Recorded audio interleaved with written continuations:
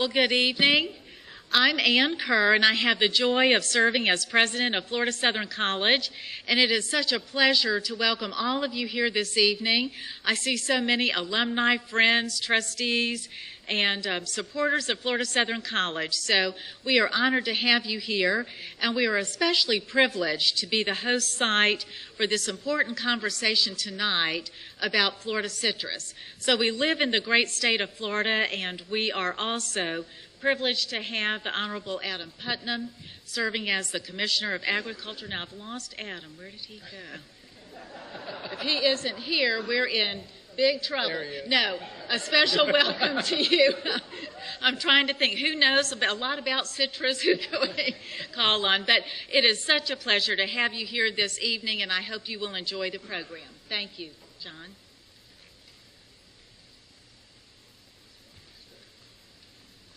Thank you, Dr. Kerr. I'm John Jackson. I'm chairman of the Florida Citrus Hall of Fame, and we have been asked to partner with Florida Southern College to host this event. This is the idea of Commissioner Putnam to celebrate agriculture across Florida, and he's going to be the moderator and direct it today. And we're so pleased that all of you have joined us.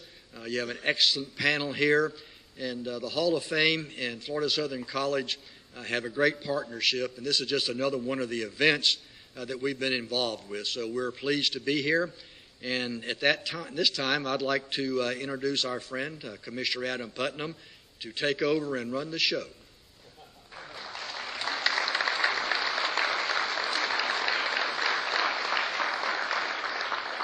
Well, thank you, John, and welcome everyone. Thank you for braving the rain. We don't complain about rain, and when we celebrate citrus, but we do apologize for those of you who got caught in the rain. And we look forward to just a wonderful evening. This is such a spectacular venue, a real gem for Florida, a World Heritage Site, the largest collection of Frank Lloyd Wright architecture, the only place on earth where I feel tall. It is, and so we love being here. I've got a lot of alums in my family who are proud Mocs, and we're just thrilled to be here. This is part of a year-long celebration that commemorates 500 years of Florida history. And we are a state, I know I'm preaching to the choir because I know enough about this audience to know that we have a high nativity rate, but Florida, generally speaking, is a state that just doesn't fully appreciate its history, struggles to find a common identity, and when we struggle to find a common identity, a lot of the public policy questions are more difficult to resolve. Simply put, there are an awful lot of people who come to Florida because they view it as a reward or a prize for a life well lived someplace else. This is what you earn when you've worked hard and saved in Ohio or Michigan or New Jersey. And as a result, they come to Florida with a very defined view of what Florida ought to be and what it represents to them, and have a sense in many cases that they cared about the schools where their kids went to school in the North or the Midwest or wherever they came here from. They cared about the infrastructure there, and they're not supposed to have to worry about any of those things here. And so we think, certainly from agriculture's perspective, we know that for every day of the 500 years, agriculture has been a part of Florida's economy and its culture, and we intend to do everything we can to ensure that it's here for 500 more years and then some. And last week in St. Augustine, we actually celebrated the date of the landing of Ponce de Leon, and as part of that celebration, we in the department have put together a year-long series of these in our colleges and universities. So in January, we kicked off the series at the University of Florida talking about the role of the land-grant university and agriculture in general. We were at Flagler College in St. Augustine in March talking about the important role that seafood has played in our state's history and economy and culture and the different influences of the 5 flags that have flown over St. Augustine and how they've impacted our culture. And we're thrilled to be here, and we look forward to future events like this at Gulf Coast University to focus on the cattle industry. That was a jumping off point for the cattle exports, and going out to West Florida to celebrate and commemorate the timber industry, which was really the first thing that the Spanish got excited about when they looked through their glass and saw this extraordinary tree line that represented a new bounty to build ships, and then later the turpentine and all the naval stores that came from that. In fact, this says a great deal about Florida's history, but it may also say something about our Defense Department being unwilling to part with anything. The Navy still owns the U.S. Naval Oaks Preserve in Florida's Panhandle that has ancient oak trees that they had reserved for shipbuilding. And we still have it, and the Navy still owns it, which is pretty cool. The USS Constitution, in fact, the first time that it was rebuilt with Florida oak trees. But we're here to talk about orange trees. There's a great book out about Florida, and it's about one of these things that only happen in Florida. It's about a ring of orchid thieves who go into the Everglades in Fakahatchee Strand, and the book is called The Orchid Thief. And there's a passage from the book that I want to open with that a lot of citrus growers and everyone, I think, will appreciate, but people who are used to dealing with canker and greening and other issues, I think, will chuckle at some of the lines. But it says that the state of Florida does incite people. It gives them big ideas.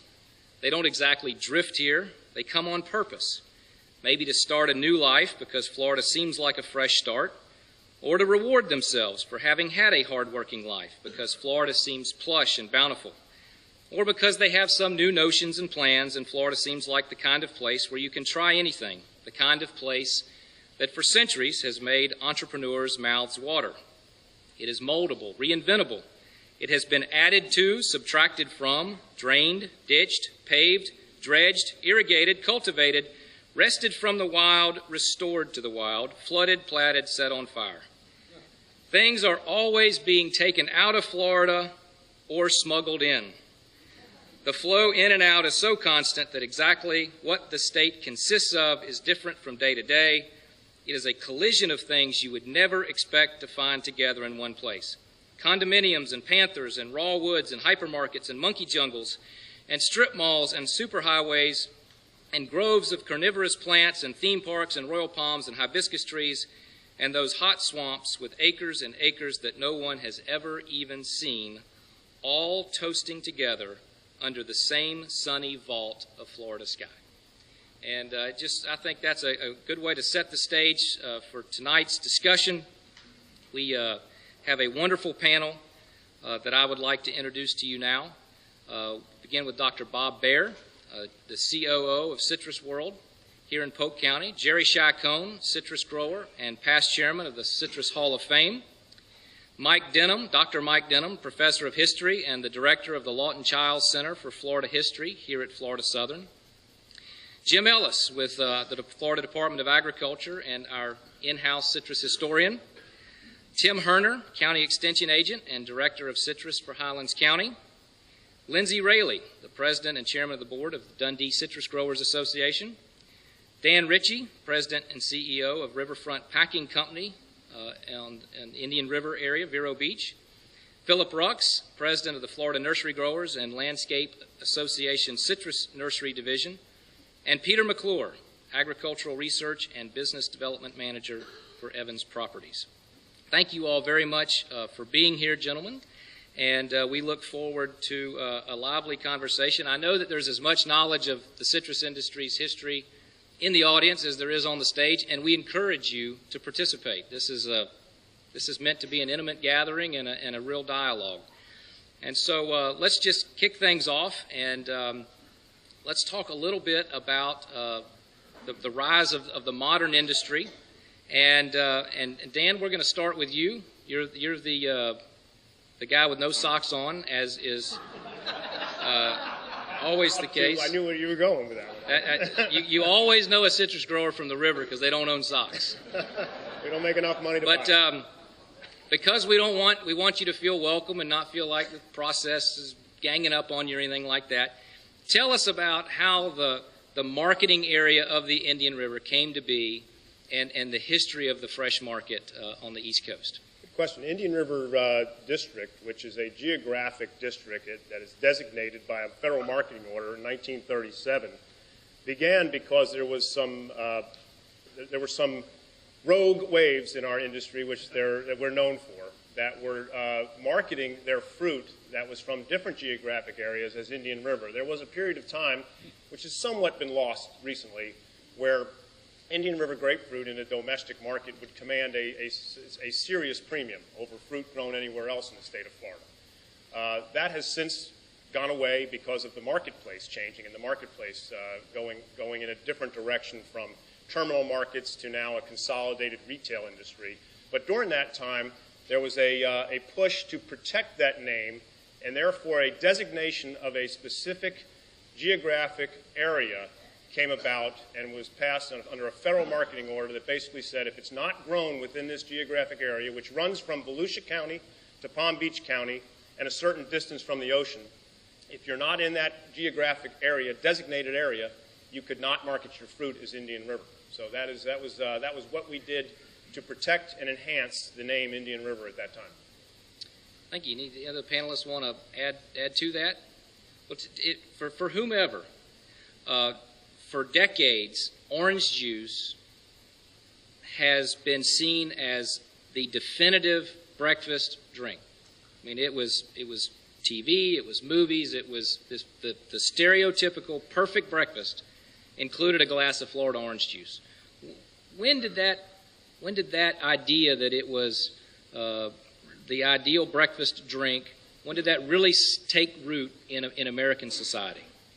Mike? I would say as early as the 1930s, once commercial advertising began to mean more. It would seem primitive to us today, but by the 1920s and 30s, there was a lot of advertising, national advertising going on, and I would say it would probably be in the 1920s and 30s myself. Mr. Ellis? In 1911, or 1909, a group of growers basically out of the Tampa area went to California to look at the Sunkist or the California Citrus Exchange. We were having trouble selling fruit in 1909. Actually, there was a meeting in 1908. The group went to California and looked at the California Citrus Exchange and came back and formed the Florida Citrus Exchange, which marketed fruit under this Seal Sweet label. That was copied after the Sunkist label in California. They did a good job with that. And Seal Sweet, one time in Florida, back in the 20s, teens, 20s, 30s, it commanded almost all the packing houses in the state of Florida. And in 1935, the Citrus Commission registered 350 plus packing houses in the state of Florida. Today we have about 43. Bob? Yeah, my memory doesn't go quite as far back as Jim's, but I can say this: the orange juice consumption really took off in the 50s and 60s, and I think part of it was technologically driven. I think the innovation of frozen concentrate technology really helped to get orange juice distributed nationally, and I think at that time we didn't have a significant branded advertising platform here in Florida. But we did have, as Jim noted, the Department of Citrus, and I think the ads at that time with Anita Bryant, I think really got orange juice going as a breakfast occasion. Commissioner. Jerry. Our mothers squeezed their orange juice for us. Our wives open a can of concentrate. Today, our daughters pour Florida's Natural. That's history, then and now. I paid him for that. You wondered who the glove was? Jerry. So, who's going to tell the story of the invention of frozen concentrate orange juice? And where was it developed? It was a group of three gentlemen who are renowned scientists at the Citrus Research and Education Center at Lake Alfred, who had worked for some time developing the process based on some earlier research done back in the 30s on how you could how you could actually concentrate a juice drink and make it into something that would be able to freeze, reconstitute, and put on their plate. And I think for the housewife who had been drinking juice since her childhood and now had children and wanted to do it expediently and have it out there quickly and get breakfast over so she could move on with her day, it was just the ideal timing. And that brought us up to the next level. And those three gentlemen, are well known, and those three gentlemen, I think, took us to that level that we are today. And was it designed for the military originally? For a big part of it, again, you have to have. It's like the Gatorade. You have to have a test market, and those guys out there sweating on a football field were a good test market. But yes, the military was wearing it was because they couldn't get the vitamin C they needed to the military out there in the field. So that was one of the impetus for doing that. Yes. Anybody else want to add to that? It was in Winter Haven, by the way. Imperial Polk County, the center of the universe. Also, Plymouth deserves a little credit because one of the labs was up there and they worked on it. It was a dry product at one time for the military, and concentrate was one of the steps they went through to get the dry product. And we wound up with the second best product had to be concentrate. Or at least, Commissioner, history is the way the last person tells the story. That's right. This is like one of those duck tours in the big cities. If they don't know, they're going to make it up, and it's going to be a good story. What about the questions?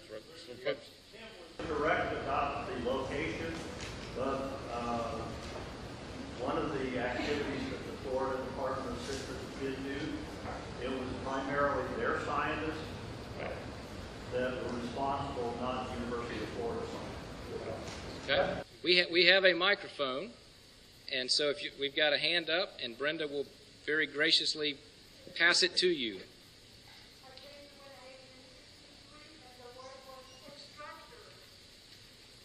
She's going to get you the microphone. The word was extractors. I lived there on 21st Street by Gilbert Field, and there was a gentleman by the name of Sand. I'm just saying I came from Germany, and that's the word I remember, extraction. And that goes in with the concentration and the evaporation and all of that. And the other word I remember, and I have no interest in the company, was brown citrus machinery. You remember those? Well, thank you for Thank you. My memories. Anybody want to follow up on the extractors or the FMC role? Bob? Sure. Today we have really two primary extractors used in the state. The extractors made by the Brown Company and the FMC, as it was known, today they're known as JBT. But the technology that was in place back in the 40s, 50s, 60s is essentially the same technology that they have today. There have been some improvements in the process, but essentially the process is the same today as it was then. We all have a tendency to focus on the last 100 years because it's the easiest, but before we camp out on the most recent century, let's go back a little bit, and Philip, we're going to toss this to you. We know that Columbus brought citrus to the New World in 1493, and Ponce de Leon on his early journey brought it into Florida. And then anybody who's read Marjorie Kennan Rawlins, or you've driven up the east coast of Florida, you've seen all the orange names much further north than the Orange Belt as we know it. So tell us, how different is an orange tree today from 500 years ago, and why? Could you have commercial citrus up there again? What drove the movement south over the last 500 years? Everybody knows the cold weather from the freezes drove it south, but maybe I think today they're moving back north because I think the last freezes we had was in '89, and if some of those guys maybe had anything left and planted it in '90 or '91, probably would be a lot more productive than the groves down south.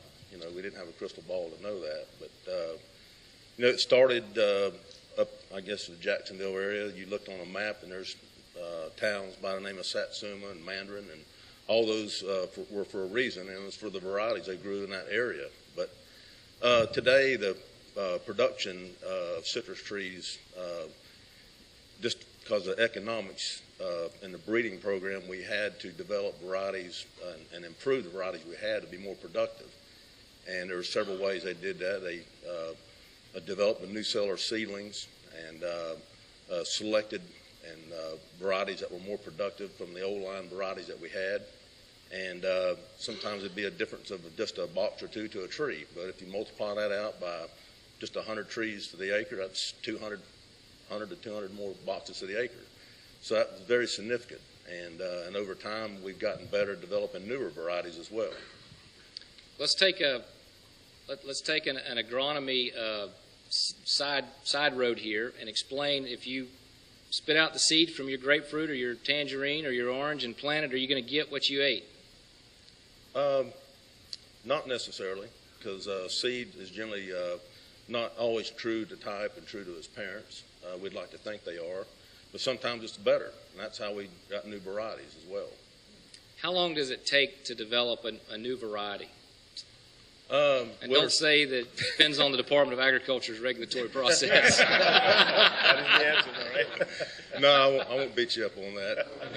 That's a work in progress, but there's several means to develop varieties. I mean, there's some varieties that have been developed just by applying, this is a scary word, applying radiation. And what that does, that mutates that variety, and it goes to a process to where it mutates it. Sometimes it makes it better, sometimes it makes it worse as far as color and being seedless. That's how some of these varieties that we have today are seedless, is they were radiated, but some of them were natural as well. Most of the varieties we're growing and eating, drinking today are natural mutations and bud sports and things, and growers just found a branch or a tree that just had better tasting fruit, and they would propagate those, and that's how we ended up with most of the commercial varieties that we are using today.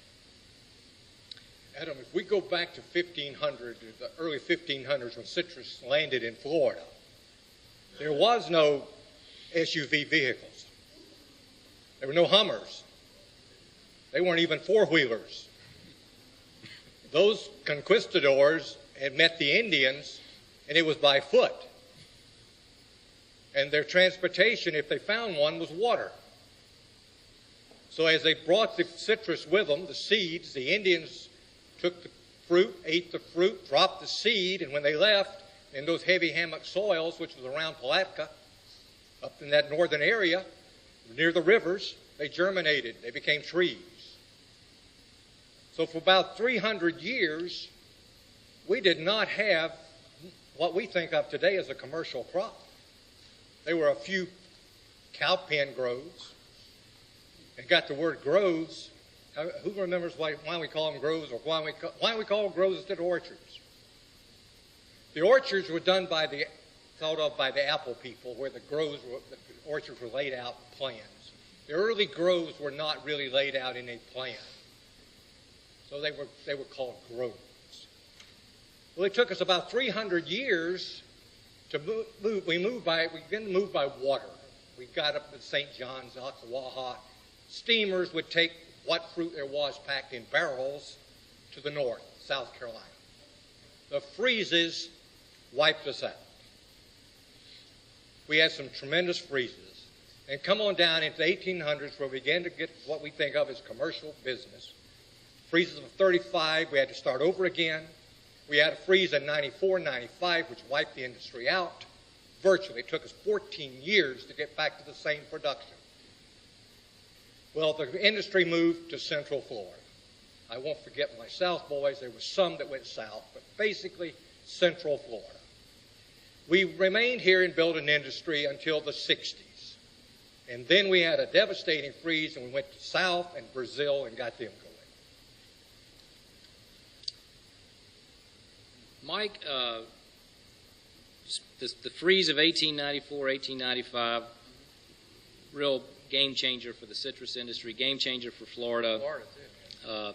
Talk to us a little bit about not only how it affected the industry, but how it affected Florida. And is it true that Julia Tuttle sent orange blossoms to Henry Flagler to bring the railroad to Miami? That's one of those things we can't confirm, Julia Tuttle and Henry Flagler. But they were actually knew each other. That's for sure. They were from Ohio, I think. They had family ties. But the 93, 94 freeze, of course, connected to the panic of 1893.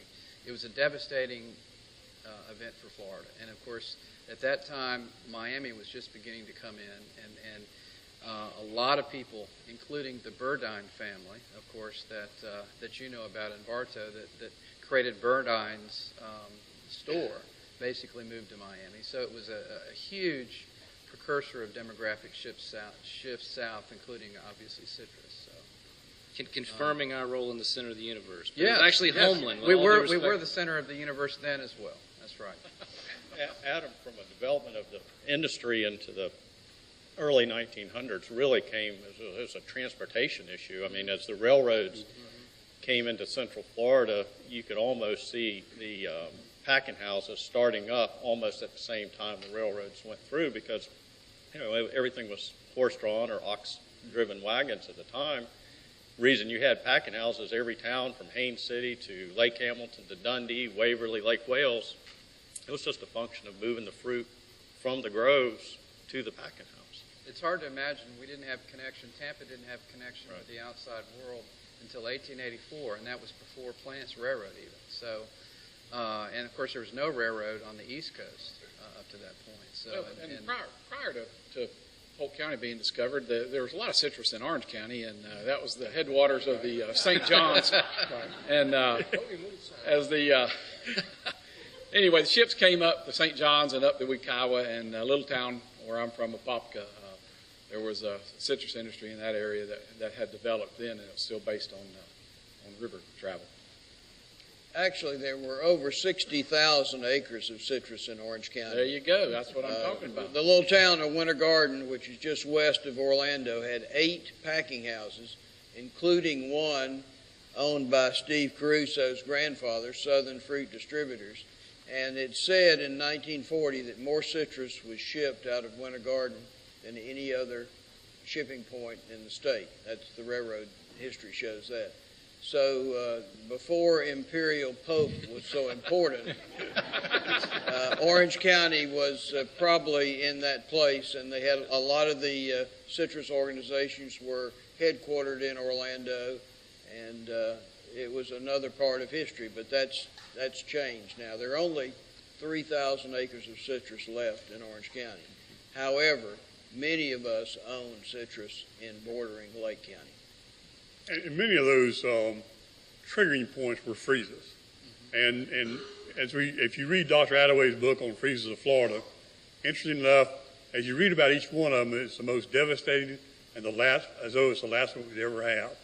And some years later there'd be another one. And that's going to find a movement.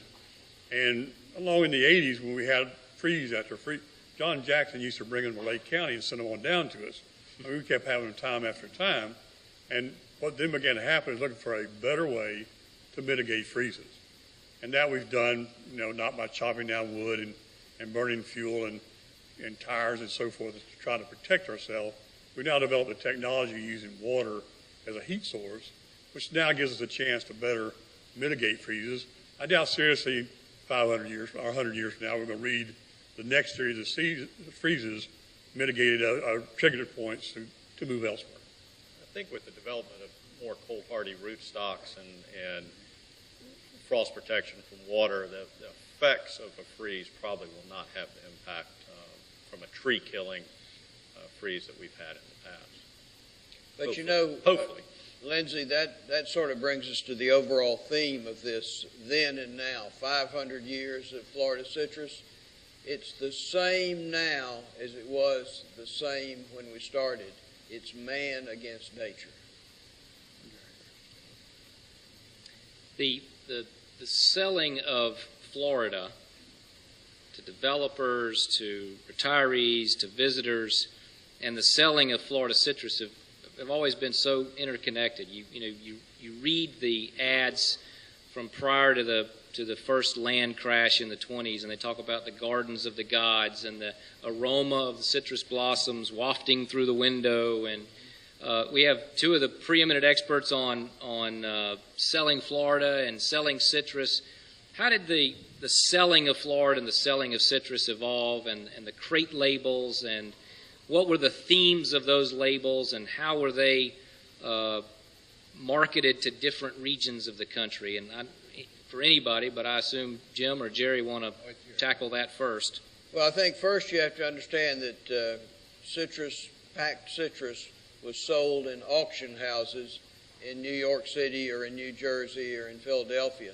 And those were sold usually, the story goes that it was always a stout Jewish man with a cigar in his mouth who walked through the warehouses at 2 o'clock in the morning, and all the citrus would be laid out by all the packing houses, and it was dimly lighted, and so they looked for the brightest, most colorful citrus label. And that's why you see in labels, one of the great brands is called the Nudist. And it's a pinup girl.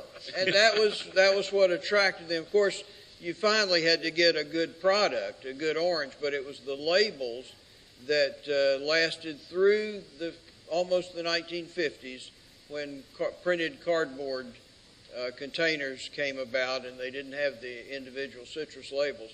But it was a gimmick, an advertising gimmick, and it was a great gimmick. And they sold not only citrus, they sold Florida. It was a special place, and still is. Jim? The labels came about, they came from Germany. Lithography was our early printing of these labels, lithograph, which came from Germany in the 1700s to America, came into California.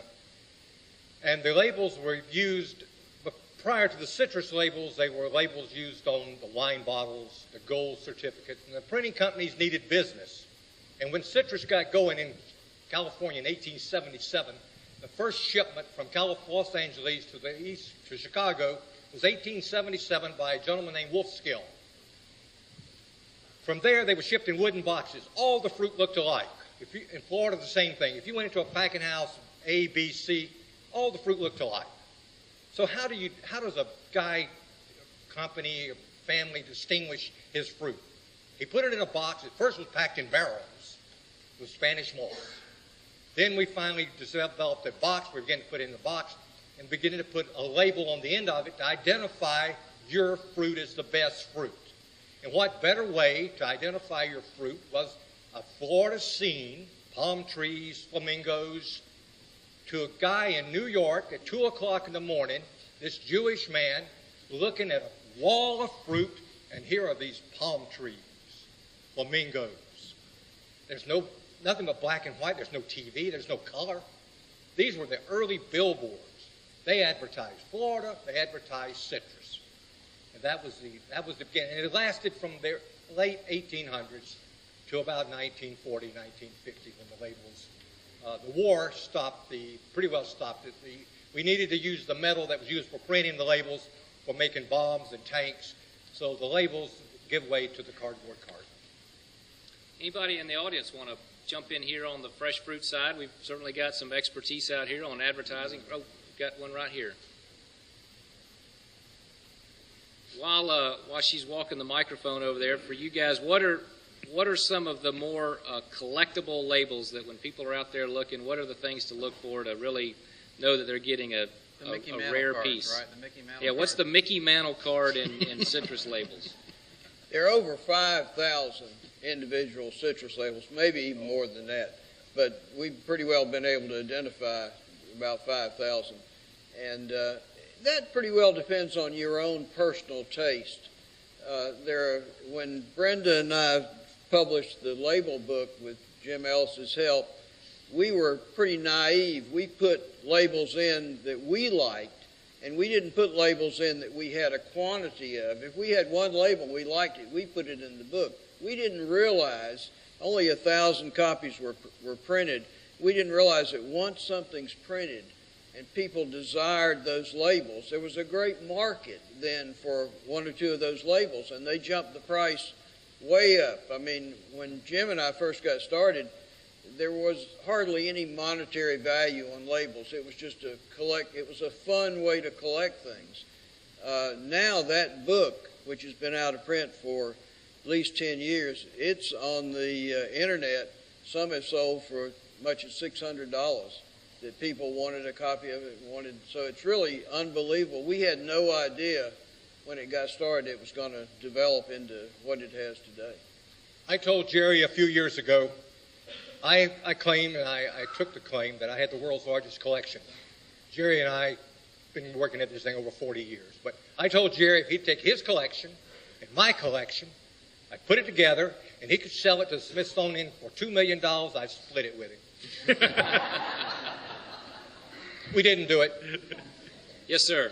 Along the same thing that Jerry and Jim have been talking about with the labels then and now, we look at then with the labels and we look at now with the packaging. What distinguishes us now besides the quality of our product? We're not only competing with ourselves and other citrus growing areas around the world, but our packaging is distinguishing how we market our fruit. So we're not only utilizing labels now, but now clamshells, 4/5, 5 pounds, bag masters, the list goes on and on and on, as opposed to just the wooden crate. So then and now it just continues to grow, and Quentin's far better at elaborating this. I'm just a lowly employee, but.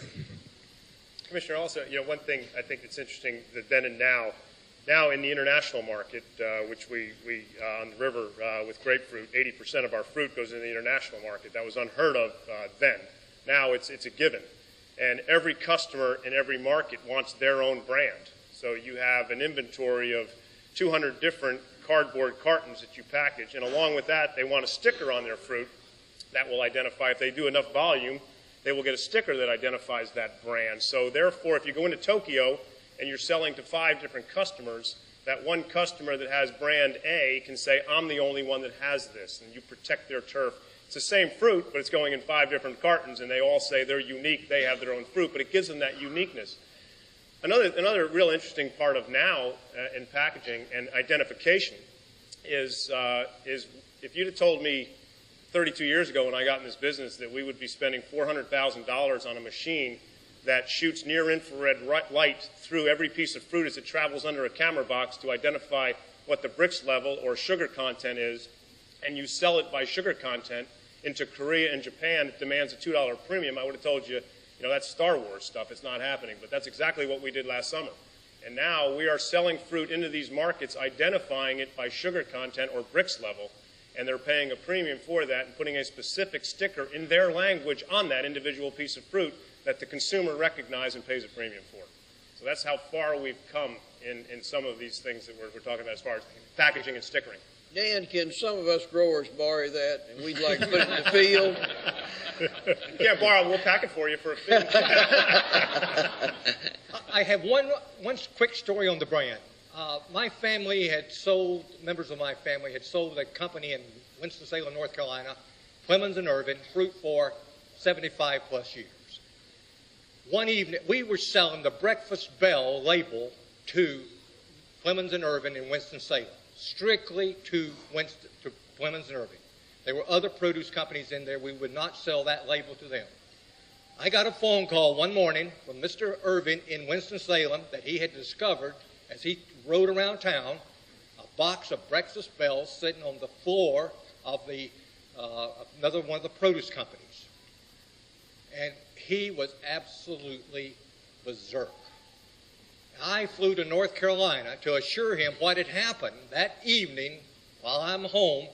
One of the loaders, in finishing out the truck, he needed another carton. He picked up a box of Breakfast Bells, set it on the back of this truck going to the other produce company, and it arrived in Winston-Salem. Mr. Irvin saw that box. I assured him that would never happen again. Dan, on the grapefruit front, tell us how Florida grapefruit got into Japan, got into China, or continue to build an Asian market. Tell us a little bit about that side of the industry.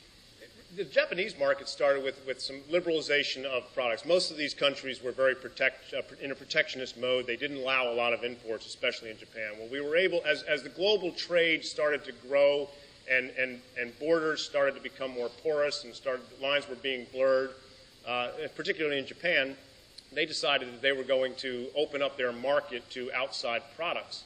At that time, we had a surplus of white grapefruit in the state of Florida. That was back in the 70s, and we probably had about 35, 40 million boxes tops, of which well over half of it was white grapefruit. Today, we know what we have. We have 18 million, and only 4 million of it, or thereabouts, is white grapefruit. So things have changed, but we looked at that as an opportunity to go into the Japanese market, and we looked at what wasn't selling so well. What could we move to a market? What did we need to sell?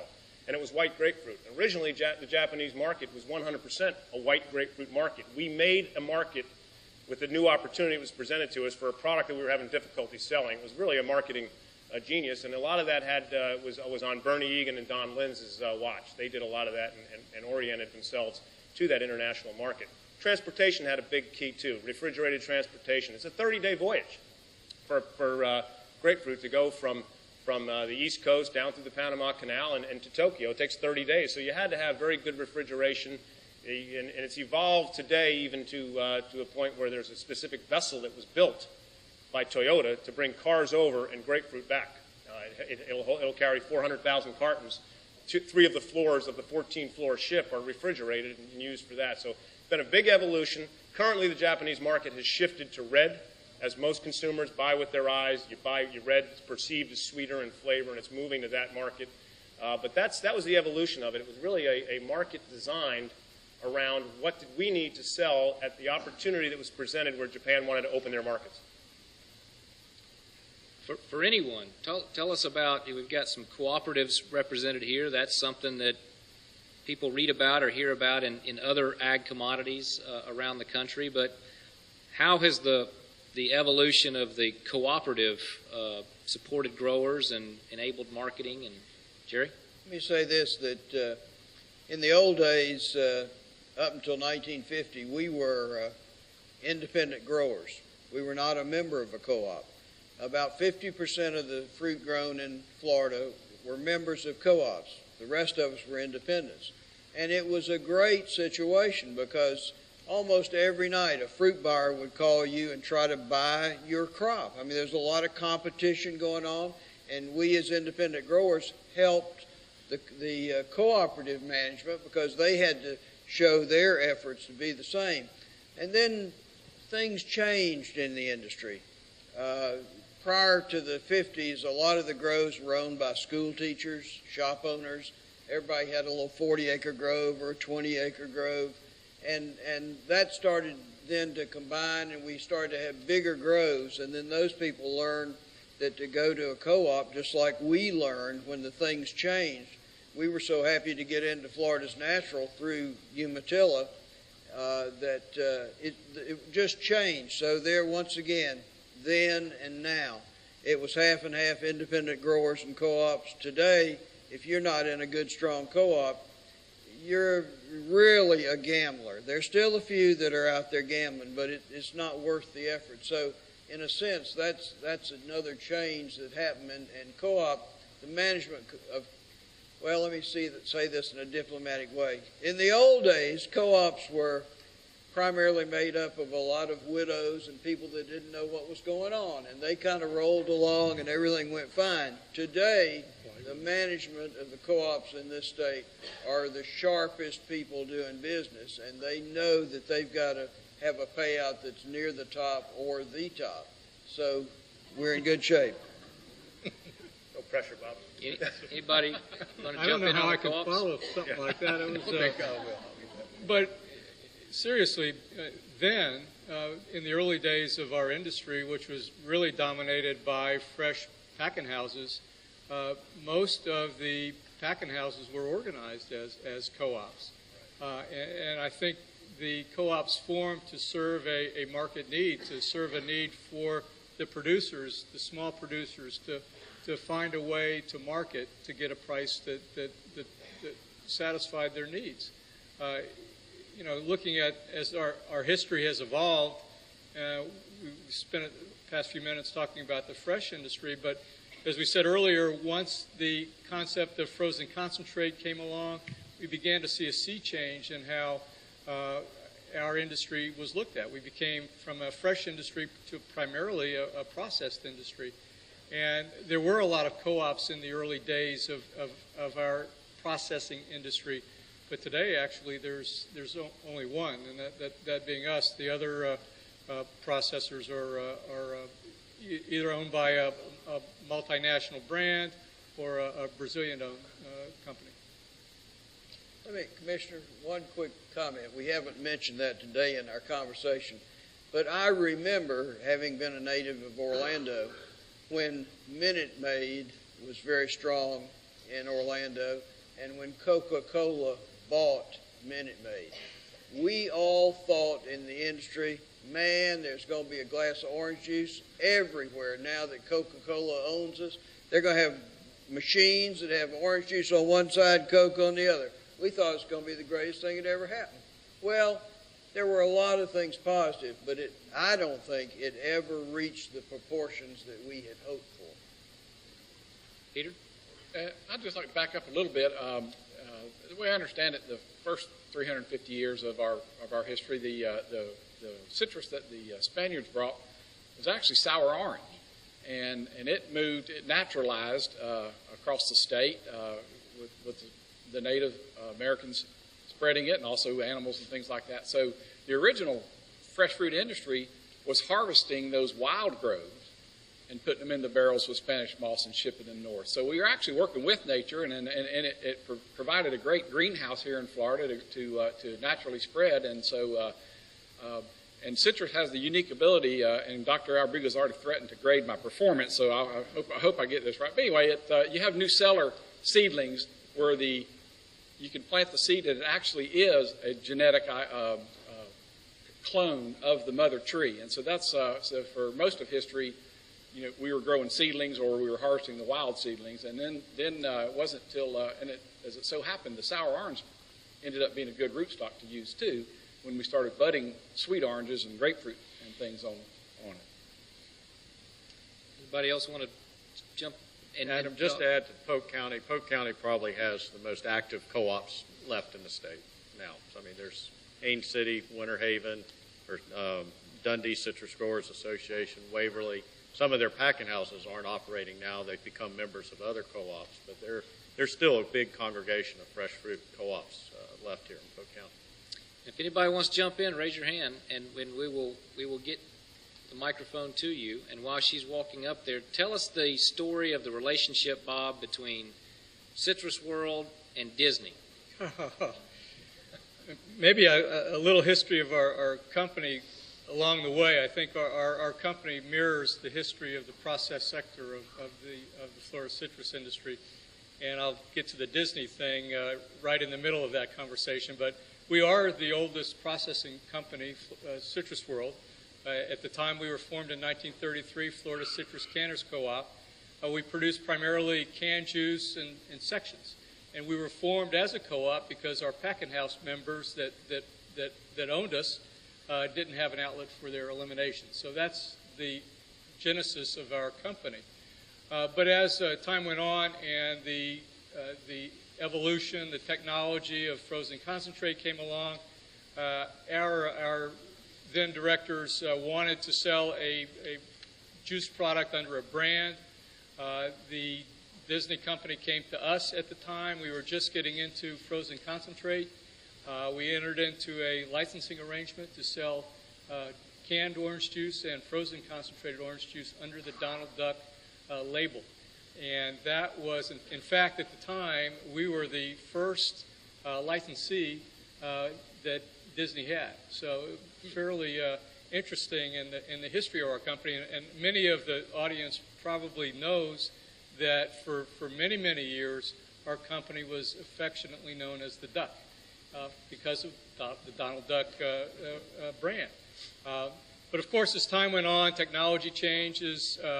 The advent of not from concentrate juice came along, and our company has evolved from a producer of frozen concentrated orange juice to one where we produce primarily not from concentrate orange juice under the Florida's Natural brand. So our company has evolved over the years, still a co-op from day one till today, but we've evolved as the industry has evolved, as our consumers have demanded better and better products. And we've been fortunate to market our products under the Florida halo. And I think our industry that came before us, the fresh industry, helped to create that Florida imagery.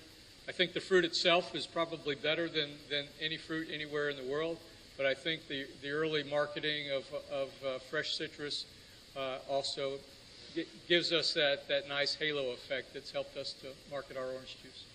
Go ahead. Just an interesting side story to that is that as they evolved from the duck to what they are today, if you've been up Highway 27, you've noticed in front of the plant is a water tower that had the duck can on it for many, many years, and they wrapped it with a new logo and the new Florida's Natural. A little storm named Charlie came through and took the wrapping off, and it was just very rewarding to see the headlines the next day in the paper saying the duck is back. We have a question from the audience. I don't have a question, but to go back to, you said our first groves were sour orange and spread by the Indians and on the hammock soils. And we switched from sour orange and trees grown from seeds to budded trees that are budded on rootstocks. And you select the rootstock for your particular situation, be you shallow soils over on Indian River, deep sandy soils in the center of the state, which was rough lemon. You budded your tree because you wanted your tree to be true to type. And you also wanted to get around juvenility, because if you grow a tree from a seed, it tends to be juvenile, and it has to go through puberty just like your kids do. And it takes about 20 years for that tree to settle down, because then it's thorny, or it fruits every other year. Your pound solids may not be as good this year. Next year they may be great. So you bud because you want consistency. And we also worked on, through the Citrus Budwood program, cleaning up the bud lines to get rid of certain diseases such as cirrhosis, exiloporosis, and a few other things. To go back to the citrus barons, some of the first citrus barons in the Orange County and Lake County area were Bert Roper, the Roper growers, and Charlie Bradshaw. My dad used to sell Minneapolis bowlings to Charlie Bradshaw.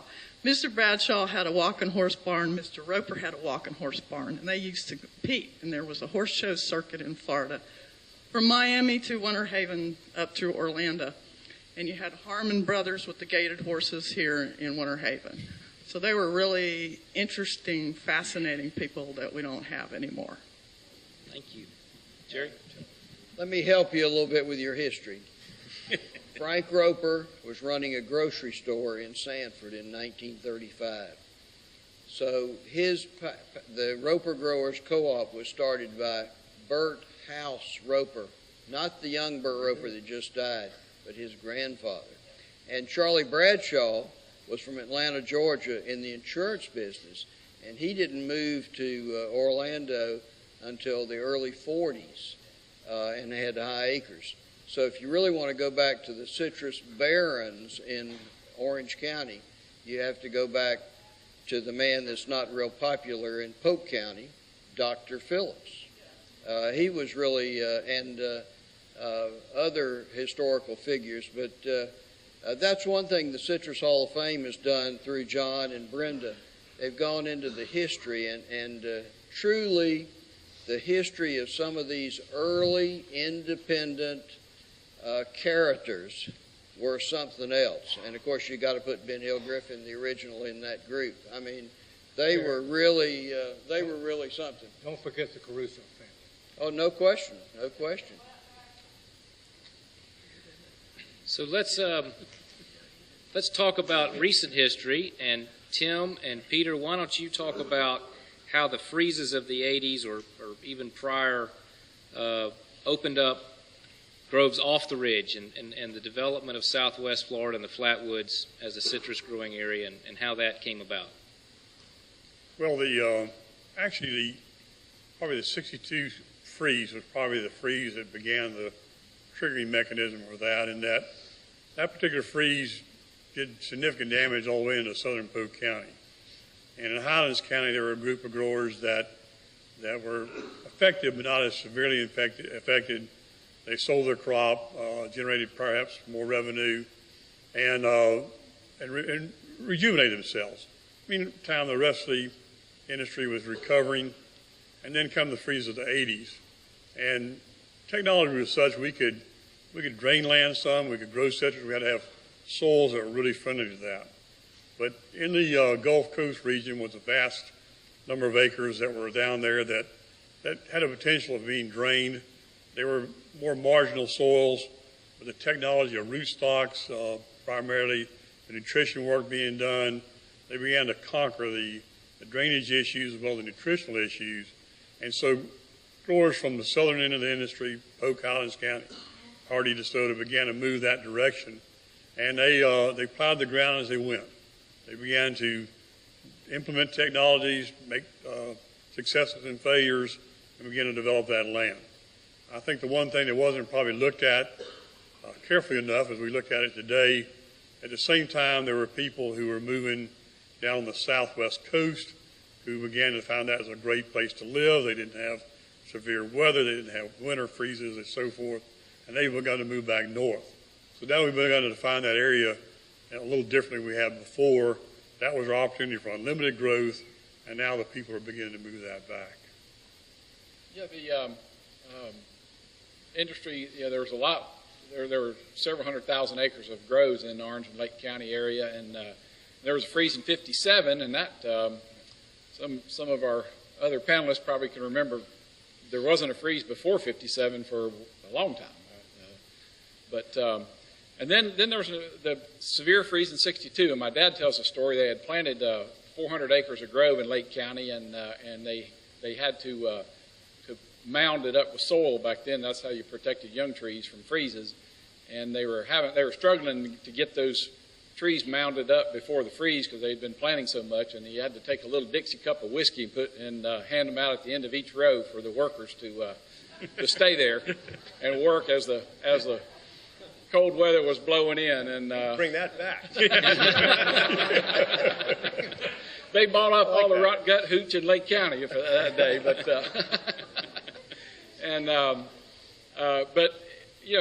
the history of any industry, and especially citrus, is managing risk. So when you lose a large investment in one night, people started looking around to see what they could do. So they moved south. My father worked for Libby at the time, and they put in a grove in Palm Beach County to try to do that. The company I work for now, Evans Properties, Mr. Evans' holdings are centered around Dade City, and they moved to the East Coast and just to get to some warmer country, and planted about 10,000 acres there. So it provided a warmer location and just spread your risk out so you didn't get all wiped out at one time. Adam, I think another concurrent with all that, another spark to this that was non-agricultural related would be an economic related, and that was the Economic Recovery Act under President Reagan. 1980, we had a 30-year straight-line depreciation schedule on improvements. Under President Reagan, we had a 5-year double declining balance depreciation schedule and a 10% investment tax credit. That attracted a lot of foreign offshore money that was looking for a home, and where can I buy real estate and have an underlying value to hold Florida land that under the Greenbelt is taxed at a low rate, and I can literally recover my money very quickly. So that was a economic push that was non-ag related that attracted a lot of money to Florida. And what can I do to hold Florida land? Well, plant a grove and you get a 5-year double declining balance interest or depreciation schedule and a 10% investment tax credit. It was from a 30-year straight line depreciation schedule. It added a spark that you can't underestimate what it did. I remember it. It brought a lot of institutional investment into the industry. Elaborate on that a little bit. Well, insurance companies got into financing groves heavily and also owning groves. Other more agribusiness type organizations got in. And the industry went through a big change at that time from a lot of 40, 60, 100 acre growers, which, you own 100 acres, even 80 acres, back in the day, you could put your kids through college and buy a Cadillac every 4 years, but, today, 1,000 acre grower is really kind of almost considered small to some extent. I mean, you have to have the economies of scale to, the industry went through a big change in that time period. Commissioner? Yes, and then we're going to go to the audience. I think I saw While a they're hand. talking dollars and cents, for years, $750, $800 an acre, if you knew what you were doing, you could grow a good citrus grove. It would look good. It would produce a good crop. You were in good shape. All of a sudden, in the last few years, that figure has jumped up. I used to think it was $1,700 an acre. That's what we thought about. Well, now it's increased maybe $300, $400 above that. And I'm talking to my navel grower, Quentin Rowe, when I say that. Now you have so much expense to produce these crops. When we're talking about then and now, this industry has been through a lot of crises, periods, from the Mediterranean fruit fly on up. But as bad as greening and canker are, one of our greatest challenges right now, if we're going to have an industry for the future, is the economics of it. I'm not sure that we smaller growers are going to be able to continue unless we can get some cure in here or some way to cut our costs, because they really are at the breaking level right now. Bob? To add on to the freeze effect and the economic stimulus effect, during that period of time, too, there were a lot of long-term contracts offered by some of the processors to encourage this institutional money to invest so that you would have some sort of income security. And I think that also was a factor in helping to stimulate all of the move and the production that we began to see down in the South. All right, we're going to go to the audience.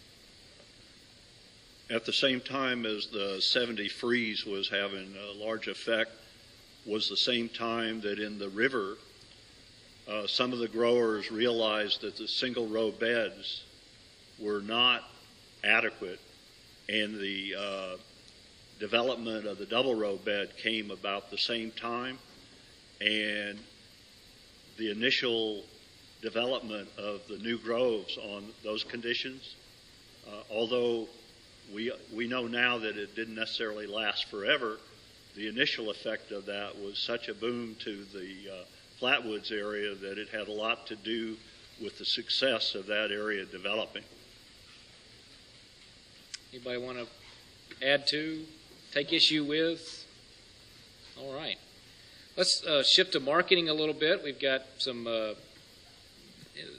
it's unique in the state that there is a state agency, a Department of Citrus, run by a citrus commission that is funded by a tax on citrus for the purpose of research and marketing. That is that's fairly unique. So let's talk a little bit about the evolution of the Department of Citrus, the Citrus Commission, the role it's played in the industry. Dan, you're a former chairman of the commission. Yeah, it's certainly been an interesting evolution from back, I think it was Jerry or Jim, 35 was the first Citrus Commission, 1935, to where we are today. Again, I think back to the gentleman, Jerry and Jim's comments, it was a fresh industry then, and that was what the focus was, and then it evolved very quickly into our industry being a processed industry. That's really where we are and where our bread is buttered here in the state of Florida. It's evolved many times. It is an appointed position by the governor, so there's a little politics in it. It requires Senate confirmation, which I still don't know how I got through that one, but did. But the bottom line to it is it was 12 individuals. It's now evolved to 9 individuals. You know, there was a time where you had, and it's changed, the time we were on there, Lindsay and I were on there together, and I think Bob came on, the three of us actually served together there for a period of time. There was a 12-member commission, all appointed from 4 different geographical areas, or 3, and there were 4 members from each. It had to have a packer, a processor, a pure grower, and the mix was good, and the rules of the road were positive. It required a supermajority to pass a budget, and if you didn't pass that budget, it defaulted to the highest tax level, which nobody wanted to go to. So you had 4 fresh people and 8 processed people.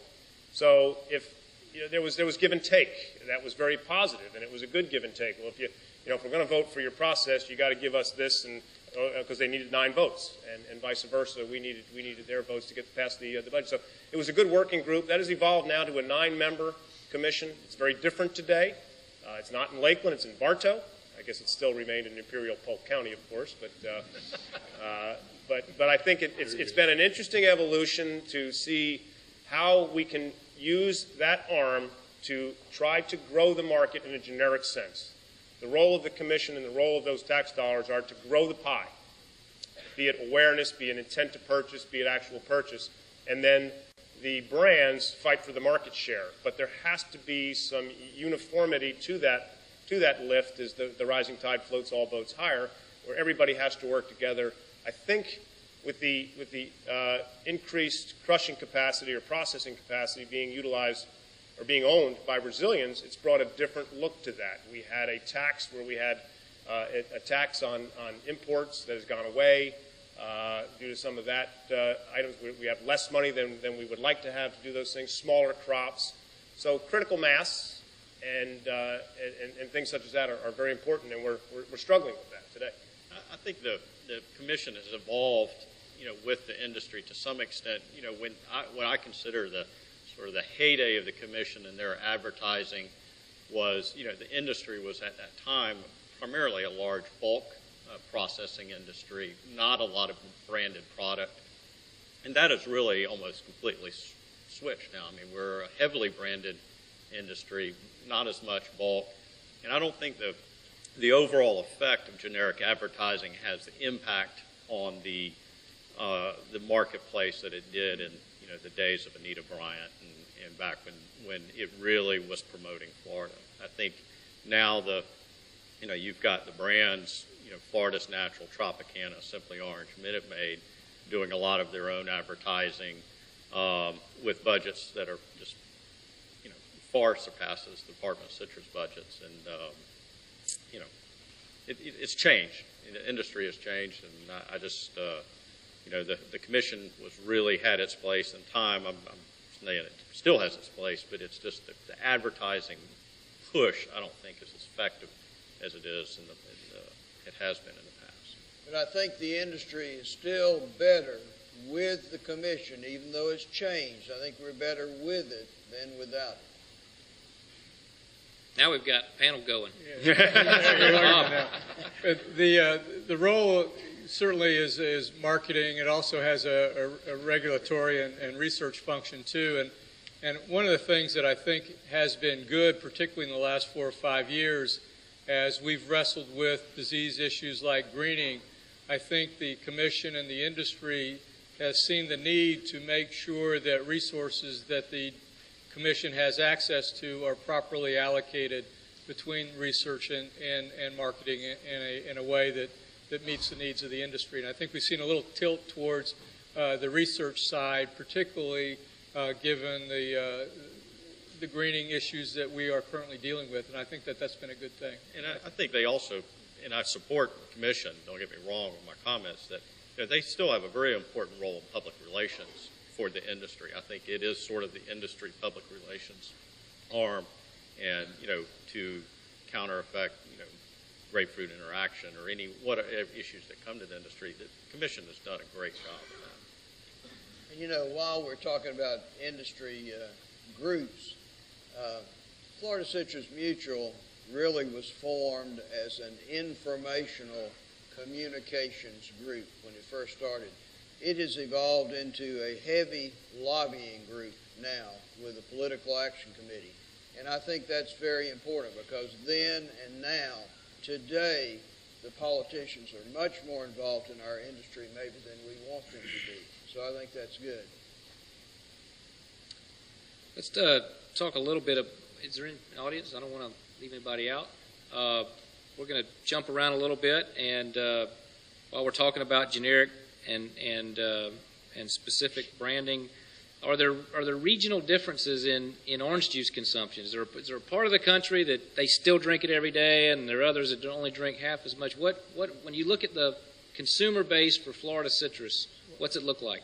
I can speak a little bit to that. We call it a CDI, but basically in the Northeast, that's still the orange juice basket, if you will. There, generally speaking, per capita consumption runs anywhere from 1.5 to 2 times the national average. Where out west, it's still probably less than average. So there are regional differences, and I think that speaks just to the historical use patterns that we see in the various regions. So you'll see a lot more competition between the brands in the New York and Boston markets, for example, because that's where orange juice is consumed. But I think the good news there is that where you do have let's call it underdeveloped markets, you have an opportunity to get consumption at higher levels in those markets. And certainly the brands are focused on that, but that may be an area where the Department of Citrus can try to use its muscle to get underdeveloped areas in this country consuming as much as we see in the Northeast, for example. Anybody else want to pile on? What are the opportunity markets globally for juice or for fresh? Where do you see the emerging middle class that can afford and seeks out premium Florida orange juice or Florida fresh product? Well, from a cost perspective, Florida certainly has a challenge in competing on orange juice in the world market, but there is a demand for premium Florida not from concentrate orange juice, and our Florida's Natural certainly has had success in Southeast Asia.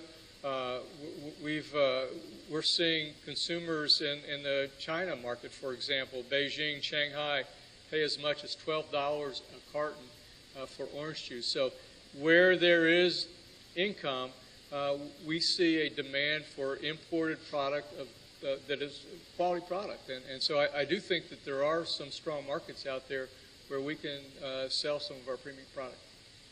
Yeah, on the fresh side, certainly China is a market that we all looked at when they aspired to become a member of the U.S. Trade or the World Trade Organization, WTO. They were not a member of the WTO, which affords them special privileges on export, be it on duties. They wanted to become a member of that, and the U.S. our government was very, very strong on making sure that they dropped their tariffs on certain items, and citrus and cattle, or citrus and beef, were two of the items that were held hostage until they agreed to it. The problem is, and there's 1.4 billion people in China. There's the population. Along the coast, within 30 miles of the coast, allegedly there's a population the size of the United States that has a disposable income to buy our product. That said, at our peak, we shipped 12 million cartons to Japan. And since China has come into the WTO and liberalized the sale of grapefruit, last year we shipped 6,000 cartons to that market. The reason being is they wanted to get into the WTO, so they dropped the sanctions. But if you know anything about China, they don't play by the rules that we play by. So all of the buyers in China, at least at that point, were controlled by government entities. So they would buy fruit or buy a container of fruit, and then they wouldn't pay you for it. So there was not much future in selling a whole lot of fruit to China. So that market's going to be a real challenge because of those non-tariff trade barriers that the government has imposed upon us. The free trade agreement that was signed 2 years ago with Korea has helped us. We've gotten a little lift in Korea. There was a 30% duty in Korea.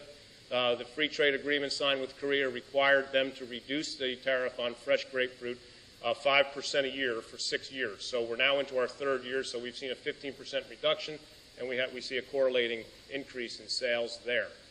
Japan, which is a market that's been declining, we could see an uptick. There's a trade agreement that's being negotiated right now between Canada, the U.S., Australia, Singapore, Vietnam, Taiwan, and I said Australia, New Zealand, and a couple other countries for some free trade agreements. Japan has determined they'd like to become a member of that. In doing so, they're going to have to remove their duty of 10% on Florida grapefruit. We've had those. I'm going to Washington tomorrow, meeting with the U.S. Trade Ambassador on Monday to keep pushing those things on behalf of our industry. Don't forget us at these trade negotiations. We need you. We were successful in keeping the Korean trade pact hostage until they dropped or agreed to reduce that. We've been very effective in Washington. No mistake of who our leader was up there for 10 years, and afforded us the audiences with the decision makers, with our now Commissioner Putnam here. So those are some opportunities. Vietnam's an opportunity. Singapore is an opportunity. We hope China will be, but we have those non-tariff trade barriers that until they react, you can't do too well if you don't get paid for your product. Anybody else want to add to that? We to pull up just a little bit to a higher altitude. You wouldn't be here, obviously, here to talk about the history of citrus, but you would be here if you didn't love Florida and Florida history. And we've got an interesting panel here, including a many times over published historian. What are the kinds of things that Florida could or should do to have a greater appreciation for our history, for our heritage, for the stories that we've... Well, I think organizations, or rather not organizations, but events like this to showcase the history of the communities. And one of the things I was going to mention, Highland City, for example. Everybody in this room knows Highland City. And Highland City, of course, was, in the 19-teens and 20s, this was a place that people in Chicago were reading about, and people in all the Midwestern states were reading about, and they would have these advertisements. You could come to Florida, you could get your 10-acre lot, and Brandon was the same way. Brandon emerged out of the citrus industry, and so many communities in this state. But to answer your question, I just think that the more we focus on history in the public schools, and you've done a great job of preaching that vision. We really need to make people aware, as you mentioned in your first part of your statement, how important the history of our state is, because it's just, imagine this is where it all began. This is the first place where the encounter occurred. This is the first place that hoofed animals really were brought in: horses, cattle, chickens. First, this is the first place in North America where all that happened. So this is really it. This is the place. What's the most understudied, under-researched period in Florida history? Oh my goodness. I would say the period after Reconstruction, 1870s, up to around the turn of the century. I think that would be, and that of course is really, when the Florida citrus industry as we know it, of course it wasn't the same as it is now, but that's the first time when people really began to look to Florida as a place to grow citrus. Sounds like a new book. Yeah. Could be. Could be. We have an audience question. I come from what they call the coal pot in Germany, and when after 1945 our industry was demolished, as you can see, one did not even attempt to light some of those smelters and what have you not.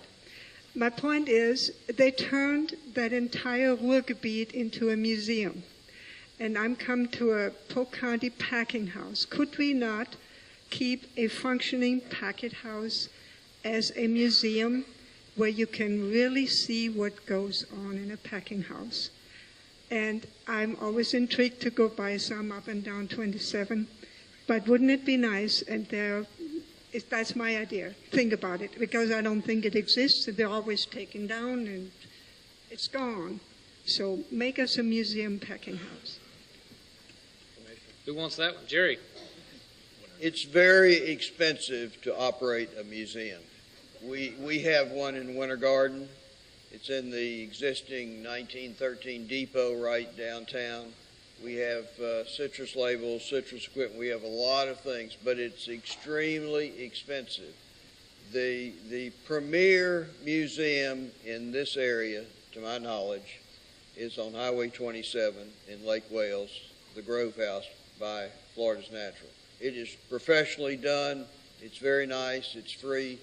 There is, of course, a nice museum in Tallahassee at the Florida Museum of History.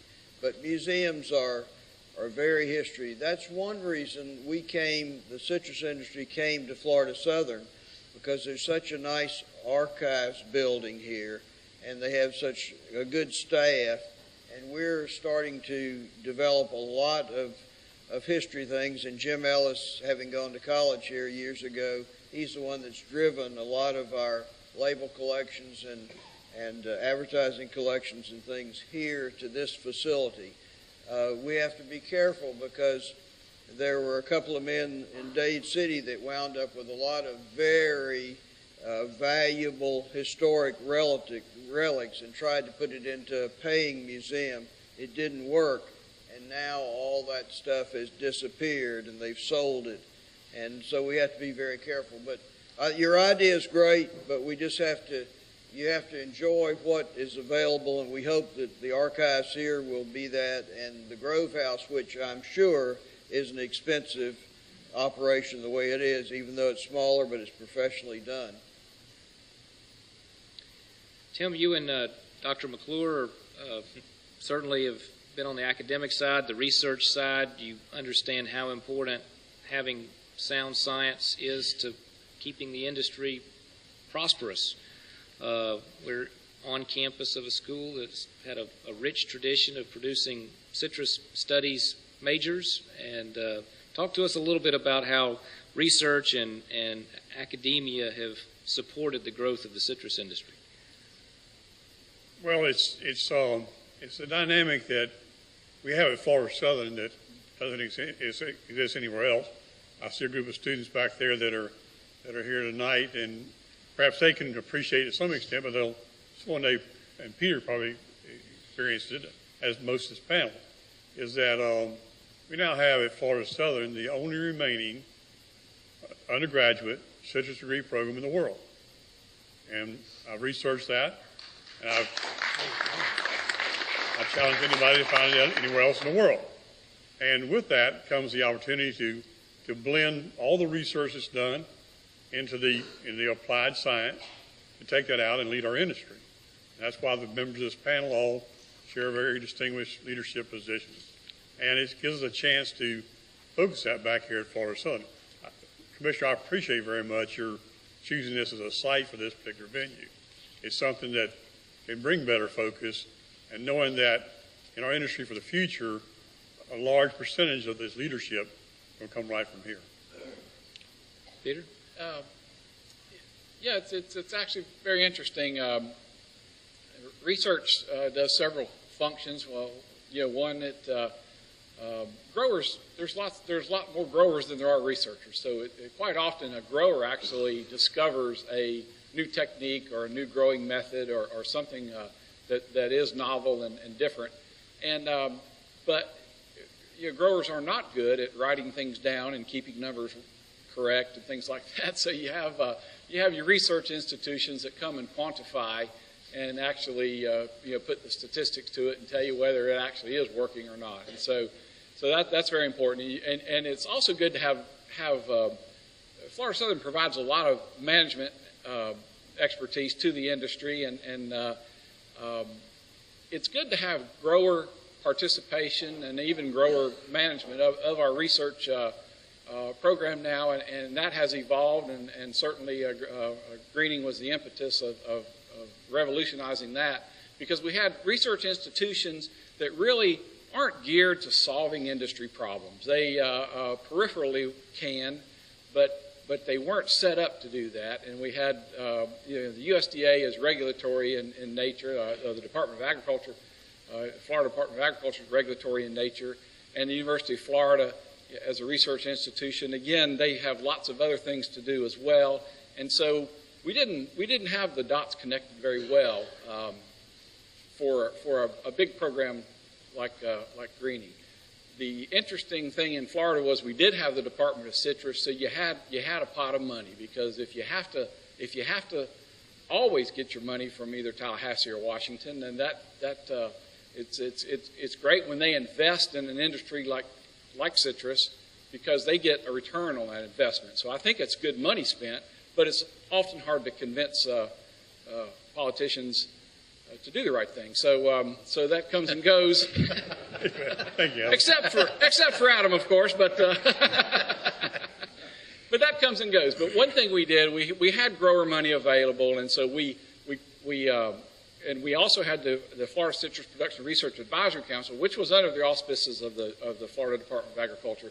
So we had a nucleus that we could work with, and we took that and we ramped it up and scaled it up And we had funding from the Department of Citrus. We had backing from the Department of Agriculture. We had growers involved. And it's really important for growers to rub shoulders and talk eyeball to eyeball to the researchers so that the research lines up with grower needs and so that their work is meaningful and that they can find answers that we need, solutions that we need. So we have that in place now, and this is a very difficult problem that we have. We've got some world-class research going on, and our foundation now is unique in the world, and we are connecting those dots, and hopefully we'll have a breakthrough and have another 500 years of growing citrus. Connecting those dots globally, though, with the scientific community all over the world. It's just not the scientific community of here in Florida, but just the conference in Orlando 2 months ago was a prime example. That was 400 scientists from 30 different countries working. Yeah, and that's very important. And in a global world where we have global markets and with communication what it is today, we don't care where the answer comes from. We just want the answer. So we do have the ability now. We've got research projects in I think 19 states and 13 countries, and we've got some of the world's best scientists. And they're not all from citrus. They're from medical research. There are lots of different disciplines, and they're all working towards this common goal now. And we have an organization that can put this together. But that's a good point. Philip, you want to add anything to that on the research side, development side? Well, there's a lot of development and a sense of urgency because of the disease we have today. It's probably the most serious disease we've ever had. We've always been able to rebound, even going back to the burr nematode days. Then we had the citrus leaf miner come in, and we had the canker, of course. But a greening serious disease where it's going to start at the ground level, where it's going to have some genetic modification maybe, or just natural crosses. There's scientists now, even growers that are making observations in the existing grows, even the wild ones that are out in the hammocks, that might have some resistance to this disease.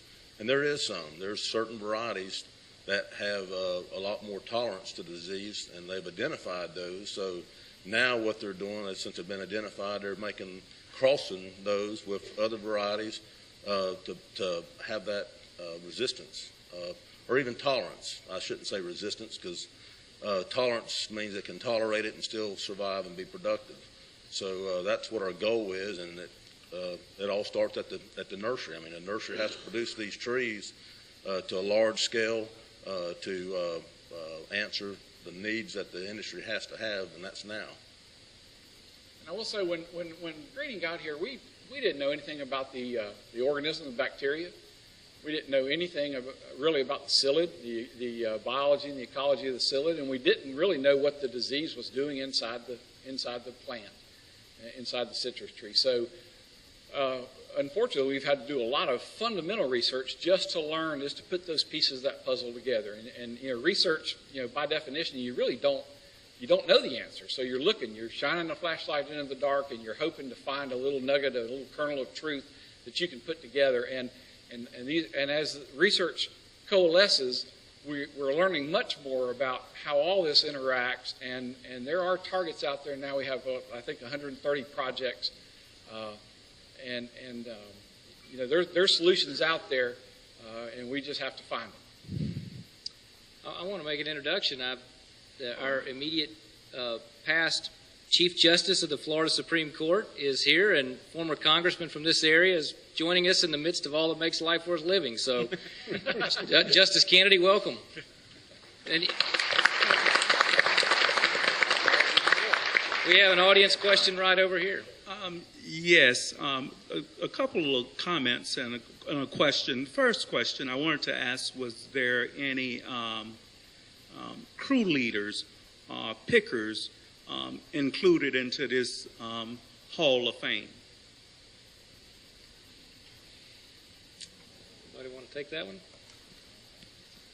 I think we'd have to go back in history, but I know several of our members started out hoeing orange trees with nothing and became successful and are members of the Hall of Fame.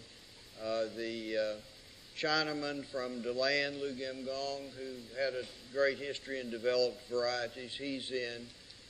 In order to get in the Citrus Hall of Fame, someone has to take the initiative and fill out the forms and submit the nomination.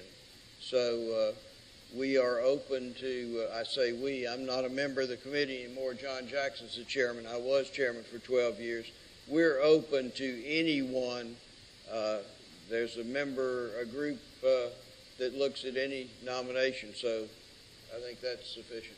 Well, the reason I ask is because I think there's been crew members who have been associated with many of the barons in the citrus industry that I know African Americans were the foot soldiers for the citrus industry for a long time, and it's a remarkable story of some of these individuals who didn't even have high school educations, their ability to use psychology to motivate workers to be able to communicate and do things. The other question I want to ask, could you address some issues related to child labor laws and labor camps that were produced throughout Florida to bring in workers to help kind of do some of the heavy lifting in the citrus industry? Let me make one comment. In Orange County, our state senator that just finished 8 years, Senator Sipling, he started picking oranges in West Orange County. The opportunity is there in the citrus industry. As far as camps, one of the camps that I'm familiar with in West Orange County, Harlem Heights, was very well constructed. You came there of your own will. You had an opportunity to do well and provide money for your family. I don't know where you're going, but I want to tell you that the citrus industry is open to everybody. The opportunity is there. There are some picking and haul people with licenses that do well that are African Americans right now in the industry. Well, I started working in the groves at the age of 6 years old, and my father wasn't too concerned with whatever the child labor laws were at the time, because it was a 12-hour day, and we arrived at the grove usually about a 30 or 45-minute drive from the shop, and we'd be at the grove at 7, and we wouldn't leave the grove till 5:30. Okay, Adam, I'd like to mention that. One of the great opportunities in Florida after the Civil War was, of course, the Homestead Act, which was passed by the federal government after the Civil War, and that opened up a lot of this region, including all the way from Lake County all the way down to probably Highlands County. And there were a lot of African American pioneers who came here at that time, and they came primarily from the upper tier counties that were heavily African American at that time. So along with a lot of migrants that came to this region from the upper Panhandle, where cotton was of course king up there.